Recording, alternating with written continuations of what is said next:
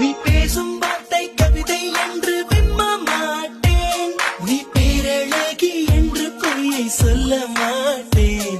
நீ குளிக்கும் போது எட்டி எட்டி பார்க்க மாட்டேன். நீ எச்சில் செய்த எதையும் நான் கேட்க மாட்டேன்.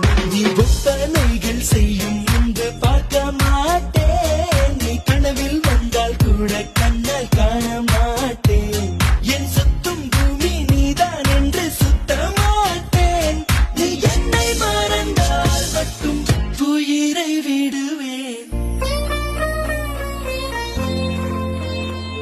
நீ கேட்காமல் போனாலும் கட்டி சொல்லுவேன் பேரே